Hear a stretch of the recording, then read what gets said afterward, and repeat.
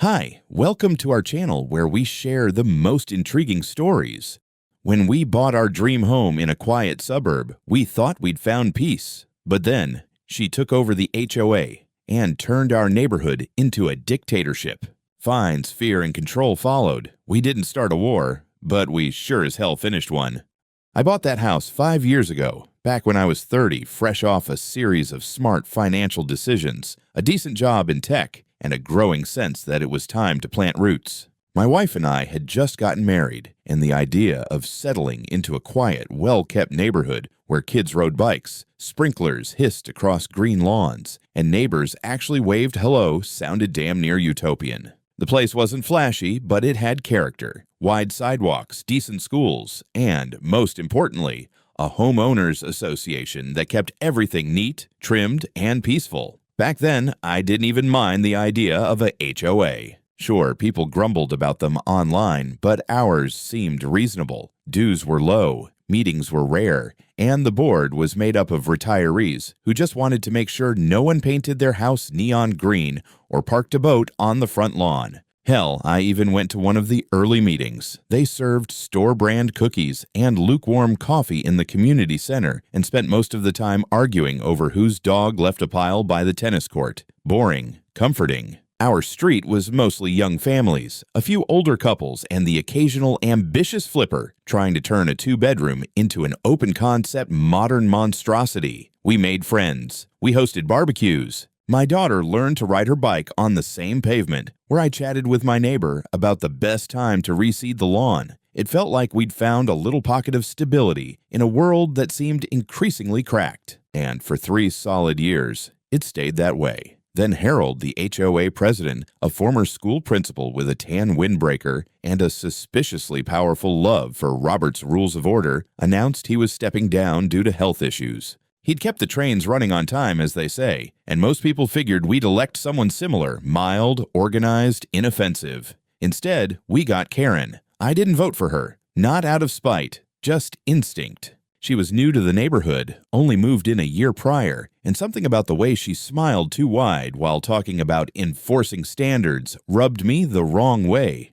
But she campaigned like it was the goddamn mayoral race. Flyers, emails, personalized door-to-door introductions where she dropped phrases like increased property value and streamlining enforcement. Most folks were charmed by her can-do attitude. I figured worst case, she'd get bored after a few months and we'd go back to arguing about which shrubs were technically native species. The first few months under Karen were fine. Meetings got longer, more formal. Dues went up slightly, but it was framed as a necessary adjustment to account for inflation and long-deferred landscaping. A few new rules were added, minor things like limiting street parking overnight and stricter trash bin placements. Nothing outrageous. I rolled my eyes but paid my dues, kept my head down, focused on work, and helped coach my kids' soccer team on Saturdays. But then came the spreadsheets. Karen started publishing monthly HOA newsletters, dense data-packed monstrosities full of charts and bullet points. She introduced a compliance review subcommittee and posted rankings, actual public rankings, of whose yards were most visually cohesive. She didn't call people out by name, of course. She used lot numbers, but everyone knew who lived where. It was subtle enough to seem professional, but pointed enough to feel personal, and something in the air started to shift. The retirees on the board started resigning, quietly, one by one, replaced by Karen's recommended volunteers, younger, well-dressed types who didn't say much during meetings, but always voted yes when Karen proposed a new motion. The neighborhood stopped feeling like a community and started feeling like a management firm. Still, I didn't raise hell. I had a job, a family, a mortgage, and more important things to do than get into a power struggle with someone who wore a name tag to block parties. Besides, things still looked nice. The parks were mowed, the roads got resealed. The place stayed safe. Even if the rules were tightening, I figured we could live with it. I was wrong, but I didn't know that yet. At first, I tried to give Karen the benefit of the doubt. Maybe she was just ambitious. Maybe all that streamlining nonsense was coming from a genuine place. But it didn't take long before it became crystal clear. This wasn't about improving the neighborhood. It was about control. A few months into her term, things started changing, fast and with zero subtlety. The first sign, dues went up again. Not a little, not even moderately. They jumped by 30%. And just like that, we were paying the highest HOA fees in the entire zip code. Karen's explanation: increased maintenance costs and proactive community investments. Whatever the hell that meant. And yet, nothing got better. The playground still had the same splintered wood and rusted bolts. The sidewalk near the corner lot remained cracked. The pool chairs were the same busted plastic ones that Harold had inherited from the Clinton administration. But somehow, the HOA's budget now had a six-figure annual line for infrastructure modernization. When I asked what exactly that included, I got a PDF full of vague buzzwords and a note thanking me for my interest in community stewardship.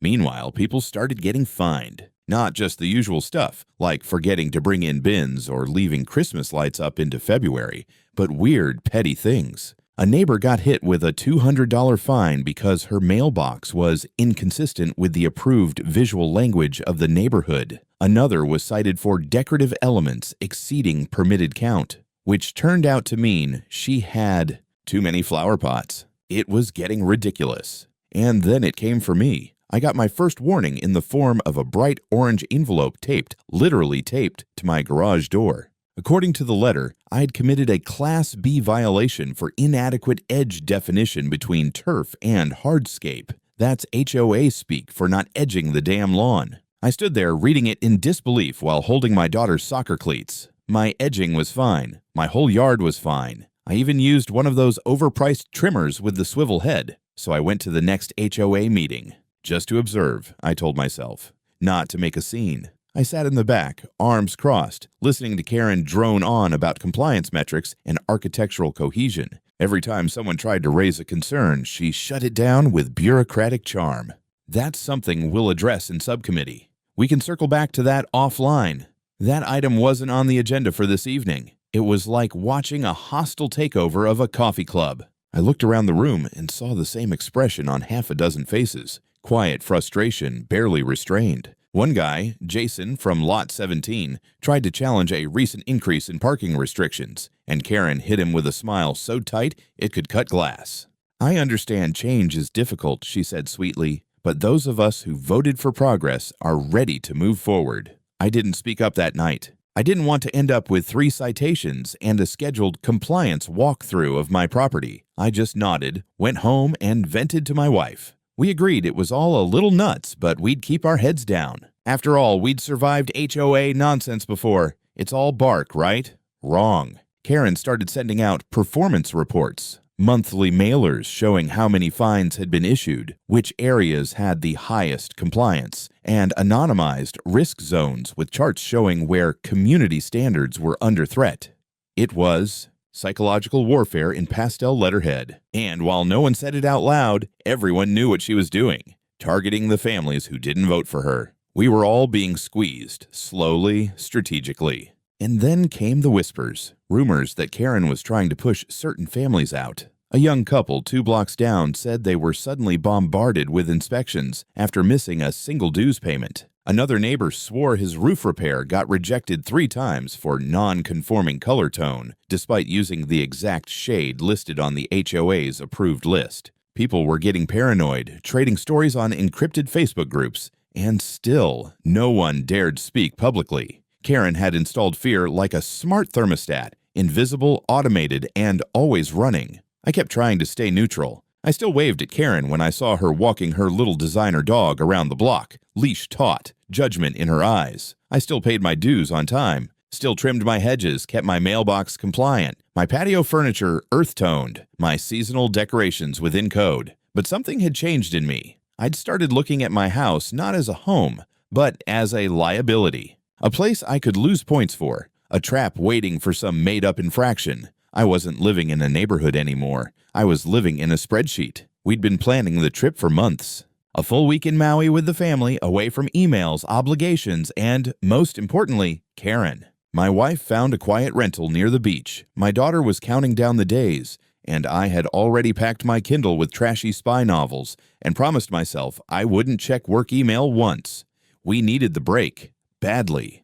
3 days before the flight, we got a notice in the mail, thick envelope, HOA letterhead, urgent red stamp on the corner, mandatory community assembly, all homeowners required to attend. The meeting was scheduled for the exact week we'd be away, mid-Thursday evening at the clubhouse. Of course it was. My first instinct was to ignore it. I mean, mandatory in HOA speak is more of a strong suggestion, right? But then I remembered who we were dealing with. This wasn't Harold and his cookie trays anymore. This was Karen, and Karen didn't do suggestions. I texted Trevor, my neighbor and part-time fence sitter in all things HOA. Hey, I'm going to be out of town next week. Can you go to the meeting and let me know what madness unfolds? He texted back a thumbs up and a gif of a guy walking into a burning building with a mug of coffee. That about summed it up. I figured I'd catch up on the nonsense when we got back. That was the plan. Pack sunscreen, ignore HOA drama, sip Mai Tais on a beach somewhere far, far away from compliance codes. And for the first few days, it worked. We landed in Maui, rented a Jeep, hit the beach, ate overpriced fish tacos, and let the tension drain out of our shoulders. I even managed not to look at my phone beyond the occasional vacation selfie and sending a couple, "Screw you, I'm on a beach" photos to my coworkers. On the day of the meeting, I didn't even think about it. I was watching my daughter jump waves while my wife read a book under a straw umbrella. Karen was a different time zone away, and for the first time in months, I remembered what breathing felt like. Then, 2 days before we were supposed to fly back, I got a text from Trevor. "Bro, it was bad. You're not gonna like it. Call me when you land." Like, immediately. No elaboration, just dread. We landed Sunday evening. The moment we stepped off the plane, my notifications lit up like a slot machine. Trevor had left me 3 voicemails, 2 emails from the HOA, and a digital copy of a packet titled Revised Covenants, Conditions, and Restrictions. Mandatory acknowledgement required. I called Trevor on the drive home, my wife behind the wheel, our daughter asleep in the back seat. He didn't even say hello, just dove in. They rewrote the bylaws, he said. Karen steamrolled the vote. Barely anyone showed up because of the last-minute notice, and the ones who did were mostly her little HOA cult. She passed new terms. You need to sign them or get fined. The dues went up by 65%. 65, man. I rubbed my eyes. You're kidding. I wish, but that's not the worst of it. Of course not. They implemented a new roof conformity standard, something about water diversion infrastructure and unified aesthetic compliance. They're pushing to redo all roofs that don't fit their template. Your house is on the list. Apparently, it doesn't align with the updated community drainage model. My roof's like 5 years old. Doesn't matter. They want 30% of the houses redone. You're in that 30. I looked at my wife, who was already shaking her head silently from the driver's seat. What else? Oh yeah, there's a new fine for failing to appear at essential community governance meetings without justified written cause. You're down a few hundred already. They left something taped to your garage. Not sure what it said, but it was red. I stared out the window. I could feel the warmth of Hawaii already fading out of my bones. The next morning, over burnt home-brewed coffee, my wife and I sat at the kitchen table and went over the documents. It was all there in legalese. New fee structures required architectural changes, penalties for non-compliance. You couldn't even sell your house now without proving your roof met the HOA's approved standards. It was insane. I looked at the new terms. 8 pages of control disguised as community integrity. I hadn't signed anything yet, but I already felt owned. My wife was the one who finally said it. "I think we need to start looking at moving," she said quietly. This isn't sustainable. It's like living under surveillance." I nodded slowly. "We either leave on our terms, or they keep squeezing us until we break." We clinked coffee mugs in exhausted agreement. We didn't know it yet, but we'd just spoken our first lines in a war we didn't ask for. One that hadn't even properly begun. We pulled into the driveway just after 9 at night, the sky dark and heavy with late summer humidity. Everyone was tired, hungry, cranky. Post-vacation come-down in full effect. The house sat quiet, porch light still on thanks to the timer, a thin layer of dust over the mailbox. Everything looked exactly as we'd left it, until I tried the front door. The key didn't fit. At first, I thought maybe I'd grabbed the wrong one off my keyring. I tried again. No dice. My wife came over, tried her copy. Same deal. We looked at each other, confusion turning to unease. I stepped back and glanced at the lock. New, shinier, cleaner than the old one. It wasn't just jammed. It had been replaced. My stomach dropped. "What the hell?" I muttered. We circled around to the back door. Also changed. Same shiny new hardware. I tried the garage. Keypad dead. Not out of batteries, just unresponsive. My wife flicked on her phone flashlight and checked the breaker box outside. Nothing tripped. We were locked out of our own goddamn house. The first thought that hit me was that we'd been robbed. Then I remembered Karen. My wife looked under the doormat, more out of habit than hope. She froze. There's a letter. It was printed on official HOA letterhead, sealed in plastic, and taped to the concrete in a Ziploc bag like it was some kind of evidence in a crime scene. Dear homeowner, due to the unreported and extended absence of your household and the lack of emergency contact provided, the HOA board has taken precautionary action to secure your property. Effective immediately, your home has been locked and will remain so until the following actions are completed. Submission of written explanation for absence exceeding 5 consecutive days. Completion of updated CC&R acknowledgement forms. Payment of overdue special assessment fees and non-appearance penalty. Confirmation of intent to comply with mandatory roofing compliance initiative. Failure to comply may result in continued restriction of access for security purposes. With respect, Karen D. Whitmore, President, HOA. With respect, my ass. My wife looked up from the letter. Can she even legally do this? No, I said immediately. No chance in hell. I called a locksmith on speakerphone while also dialing the non-emergency police line. When the dispatcher heard the situation, she said they'd send a patrol officer to document the incident. We've had similar calls lately, she added flatly. That was comforting. 20 minutes later, Officer Ramirez pulled up, cruiser lights flashing gently. I showed him the letter. His eyebrows went up before I even finished reading. They changed your locks without a court order? While I was out of town for a week. Yeah, that's not okay. The locksmith arrived soon after. Ramirez watched as he drilled through the deadbolt. I winced at the sound. It was like breaking into my own life. We stepped inside. Everything was untouched. No signs of burglary. The place even smelled like air freshener from the auto diffuser we'd left running. It was just off.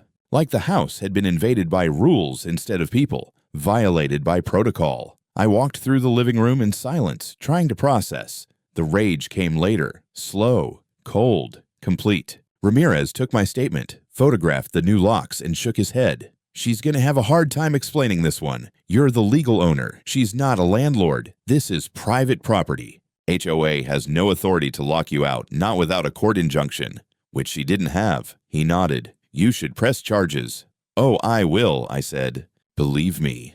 After he left, I sat at my desk, opened my laptop, and started digging. My wife brought me a beer without a word, sat down beside me. We went through everything. Our original CC&Rs, the HOA bylaws, the amendments from the last meeting, and the packet Karen left on the garage. And there it was, buried on page 5 of the revised rules. Extended property vacancy may trigger emergency security measures at discretion of board president, with notification to follow. It was a loophole, a flimsy, vague clause with no teeth, and no legal precedence.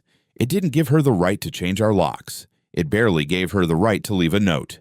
But she did it anyway. She was testing the limits, seeing how far she could go before someone pushed back.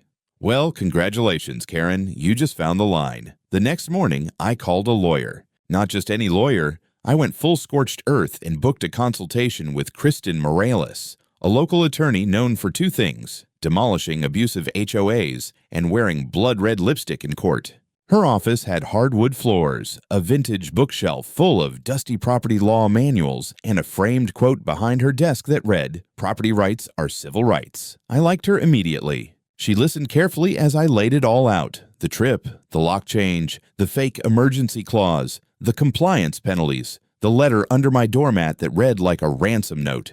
When I finished, she leaned back, folded her arms, and said, "Okay, first off, what they did was completely illegal. Second, I hope you're ready for this to get messy because she's been getting away with this crap for a while. Wait, you've heard of her?" Kristen pulled out a thin file. Karen D. Whitmore, former real estate agent, license revoked 3 years ago for ethical violations and coercive sales practices. She's got a history, and she's been hiding it behind that HOA badge. She's not running a neighborhood. She's running a racket. Turns out I wasn't the first. Kristen had two other clients from nearby developments who'd also crossed paths with Karen. One had been forced to sell her home at a loss after a storm of back-to-back violations. Another had tried to fight back and mysteriously ended up with a lien on his house over unpaid beautification assessments. Classic bullying tactics wrapped in legalese. But what Karen didn't count on was me lawyering up.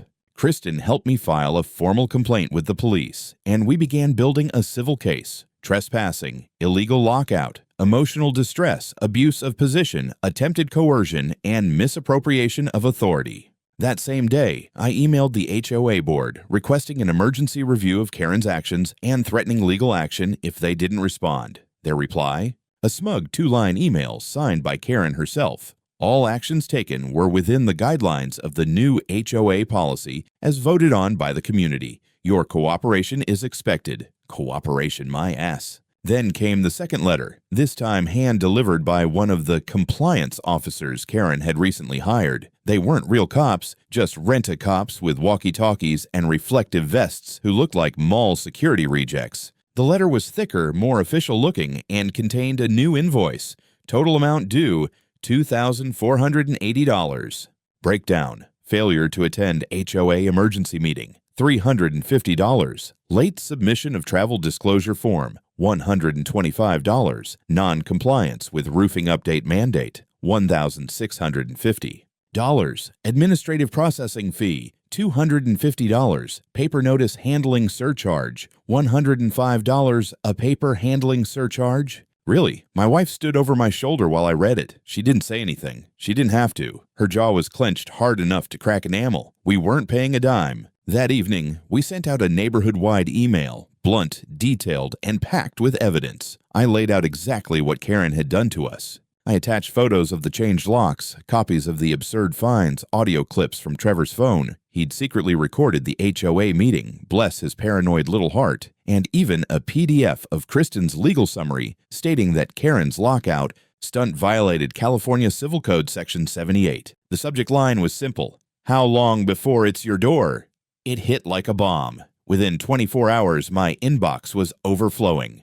People I hadn't spoken to in months were suddenly writing novels, sharing their own experiences, apologizing for staying silent, asking how to join the fight. Some were cautious, some furious, some terrified, but there was movement. Cracks in the wall. A retired couple named George and Eliza emailed me the most damning thing of all: copies of internal HOA documents they'd found in a misaddressed envelope that ended up in their mailbox. It included a draft proposal for the Property Recapture Program, a thinly veiled scheme that would allow the HOA to intervene on non-compliant properties and offer them for expedited market reentry. Translation: force sales, then flip the homes to buyers aligned with community standards. And guess which real estate firm the memo listed as the preferred partner for future listings? D. Whitmore Holdings, LLC, Karen's company, still active, registered in the next county over, under her cousin's name. It wasn't just about me.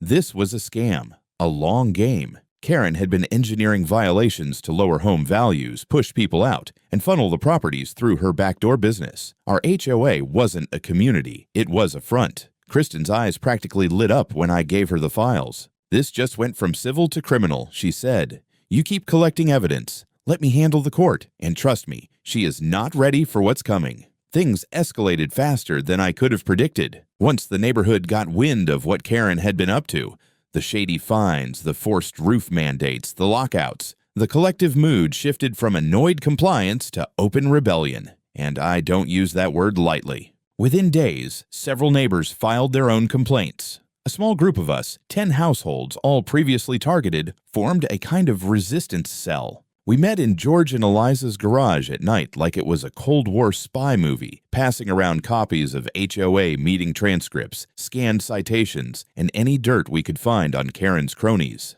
We even gave ourselves a stupid name, the 49ers, not because of the football team, but because Karen's fine for non-compliant roof angles was 49 degrees or less. Yeah, that's how ridiculous it had gotten. Karen, of course, didn't sit idly by. It started with surveillance. Not real surveillance, just HOA volunteers with clipboards loitering near our driveways, snapping photos under the guise of compliance documentation. One guy stood across the street from my house for 2 hours, just writing notes in a little black notebook like he was doing a birdwatching survey on my front yard. Next came the wellness checks. 3 different households, including mine, had visits from HOA-affiliated security contractors claiming they were checking for safety violations. They tried to enter Eliza's backyard. George chased one of them off with a broom. Then came the threats, subtle at first, letters, emails, reminders of our obligations. Cryptic language like ongoing non-compliance may result in community action, but when those didn't work, Karen escalated to muscle. On a Thursday afternoon, 2 days before our emergency town hall, which we forced through with a signed petition, screw her agenda, 3 private security guards showed up at my front door. They wore tactical black uniforms, bulletproof vests, and those obnoxious aviator sunglasses that scream, "Wannabe SWAT team." One of them even had a clipboard. Always the damn clipboard. "Sir," the lead guy said, "we've been authorized by the HOA to conduct a formal perimeter inspection for ongoing violations. You're not getting on my property. This is a compliance matter. This is private property. You step on it, and I swear to God, I'll have you arrested." He glanced at the others, clearly not used to being told no by someone who wasn't holding a latte and a yoga mat. "I've already filed a police report," I said, holding it up. "And guess what? The HOA president is under investigation for fraud. You want to be part of that? You want your name in my lawsuit?" They left. Later that night, I found one of our lawn gnomes smashed to pieces near the mailbox. Coincidence? Maybe. Probably not. But I wasn't scared. I was furious. The next day, someone, we still don't know who, leaked an internal HOA email chain to Kristen. It was between Karen and 3 of her board members. The tone, smug, condescending, full of phrases like filtering out non-compliant owners, leveraging fear to ensure conformity, and short-term resistance is acceptable loss. It even included a draft schedule for forced roof replacements, complete with target properties and estimated resale values post-restoration. They were treating us like spreadsheet variables, assets to flip, obstructions to remove. And then, as if she were actively trying to commit cartoon villainy, Karen called the cops on me. Saturday morning, just after sunrise, 3 sheriff deputies showed up responding to a civil disturbance complaint. According to dispatch records, which I requested later, Karen had claimed that I was threatening HOA members, blocking access to community facilities, and potentially storing unauthorized materials in my garage. "Like what?" I asked the deputy. "An unregistered trampoline? Contraband lawn chairs?" To their credit, the deputies were cool about it. They took my statement, apologized, and left. One of them even said, "I'm real tired of getting called to this neighborhood over HOA nonsense." But the message was clear. Karen wasn't going down without swinging. That same evening, we held our town hall. It was supposed to be in the community center. Karen locked the doors and claimed there was a security risk, so we met in the park instead. Over 50 residents showed up. Folding chairs, water bottles, even a goddamn microphone and speaker system someone borrowed from a church. And I spoke. I laid it all out. The illegal lockouts, the manipulated bylaw changes, the surveillance, the intimidation tactics, the fraud, the personal enrichment scheme. I handed out packets. I cited laws. I played audio from HOA meetings that Trevor had recorded. I even showed side-by-side photos of properties before and after Karen's upgrades, homes that had been bought cheap after fines piled up, then flipped through Whitmore Holdings for double the price. People gasped. Some cried. A few shouted. Karen wasn't there. Of course she wasn't, but her spell was broken, and when I opened the floor, the floodgates burst. Jason stood up and said his fence was declared non-conforming, and he was fined $700 after Karen's cousin made an unsolicited offer to buy his house for cash and quick closing. He refused. 2 weeks later, he got notice of a lien. Samantha, a single mom from the next block, said her mailbox was vandalized twice. And then she got fined for unsightly property frontage. Even one of the HOA board members, a soft-spoken woman named Carla, stood up and admitted she'd been pressured to vote for proposals she didn't understand. "Karen told us we'd all be liable if we didn't follow the plan," she said quietly. I was scared, but I'm done being scared. That night, we voted to suspend Karen from her role as president, pending investigation. It wasn't legally binding, not yet. The bylaws made it hard, but the people had spoken loudly. The next morning, she sent out a mass email declaring the vote invalid and accusing me of inciting mob behavior. I printed it out, highlighted the part where she called me a radical property anarchist, and pinned it to my fridge. For the first time in a long while, I laughed. The war wasn't over, but for once, I felt like we were finally holding the damn line. I didn't sleep the night before the hearing. Not from nerves. I was way past nerves, but from pure, unfiltered adrenaline. I lay awake, staring at the ceiling fan, cycling through every document, every photo, every affidavit. I was ready. Kristen was already waiting outside the courthouse when I arrived. Red blazer, coffee in hand, the scent of legal vengeance practically radiating off her. She handed me a folder and said, "We're going to bury her today." The courtroom was packed. Locals, reporters, even a YouTuber who apparently covered HOA horror stories. Karen sat at the defendant's table, expression locked in that creepy Stepford smile she wore when she was losing control. Her attorney, a smug man in a gray suit who looked like he charged by the syllable, whispered something to her. She didn't react, just stared straight ahead, like she was still HOA president of the universe. The case was technically about illegal lockout and abuse of HOA authority, but Kristen made sure the judge knew. This wasn't a petty neighborhood squabble. It was systemic abuse, organized manipulation, fraud disguised as community service. First, Kristen walked the court through the lock change, how Karen had used a fake clause buried in the updated CC&Rs to justify locking me out of my own home. She cited California Civil Code Section 789.3, which very clearly states, no one, not even an HOA, can exclude a property owner from their own residence without a court order. Then came the financials. Kristen dropped a stack of printouts like a mic. Transaction records from Whitmore Holdings showing real estate transfers for 9 properties over the past 2 years. All of them in our neighborhood. All of them previously owned by residents who had mysteriously fallen out of compliance right before selling under market value. She brought up one of them, Mrs. Langford, an elderly widow who had lived on Elmwood Drive since the 1980s. Karen fined her repeatedly over excessive lawn ornaments, issued warnings for paint tone discrepancies, then listed her home on the HOA bulletin board as potentially abandoned. 2 months later, it was bought for 2/3 of market rate. And guess who handled the sale? Whitmore Holdings. Kristen presented emails, ones leaked from Karen's inner circle, that used phrases like strategic reclamation, aesthetic value optimization, and target properties.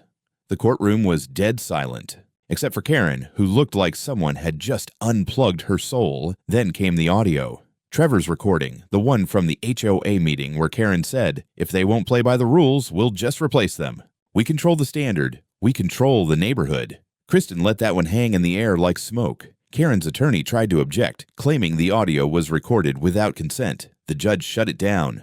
California is a 2-party consent state, but this was a public meeting. Overruled. And then came the pièce de résistance. Kristen called Carla, the board member who'd flipped during our town hall. Under oath, Carla explained how Karen had pressured the board to pass motions they barely understood. She admitted Karen had manipulated agendas, skipped transparency votes, and threatened legal action against any board member who questioned her. She told us, Carla said, voice trembling slightly, that non-compliant owners were holding the community back, that the faster we cleared them out, the faster we'd see value growth. And what did she mean by value growth? Kristen asked. She meant flipping homes through her company. Even the judge's eyebrows went up. Then Kristen turned to me for testimony.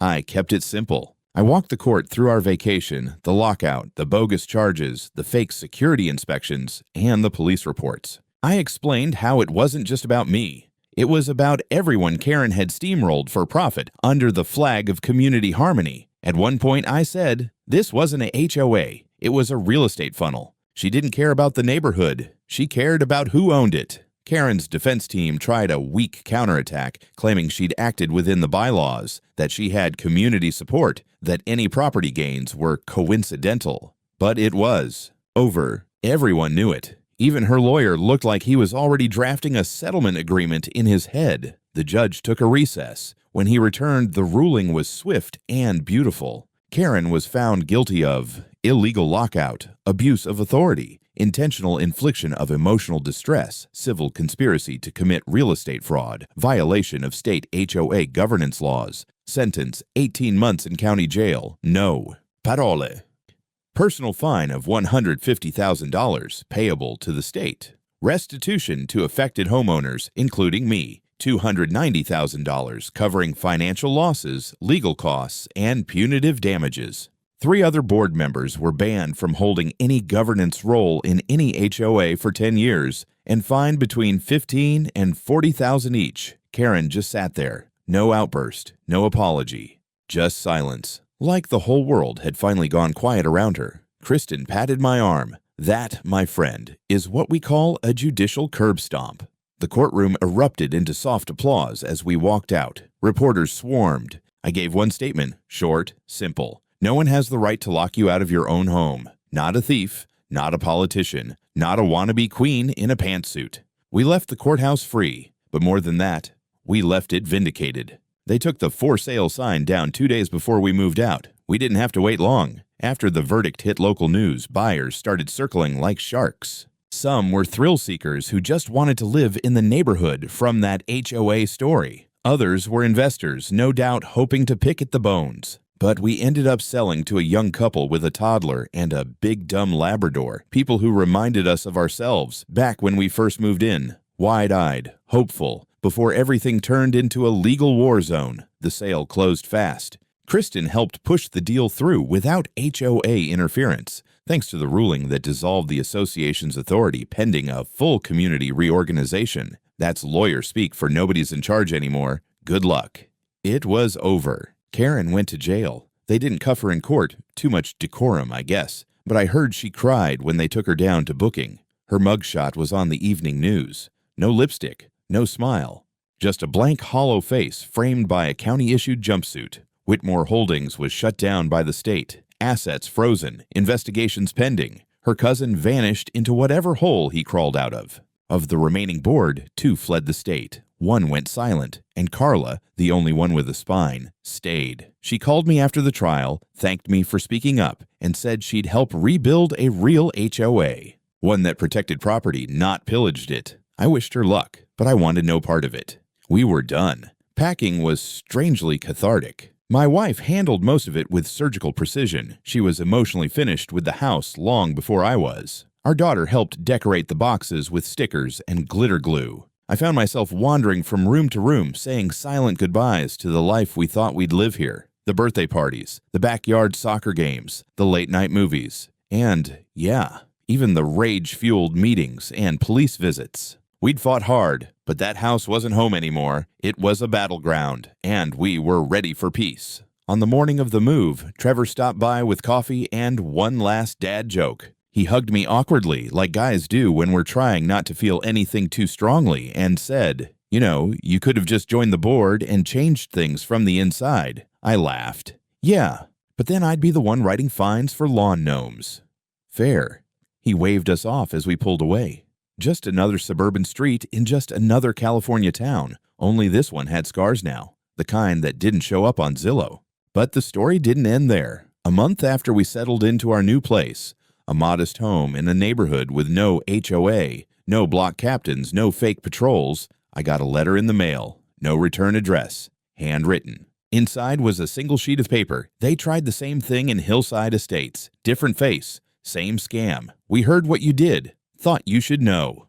No name, just a phone number. I stared at it for a long time. My wife caught me holding it and raised an eyebrow.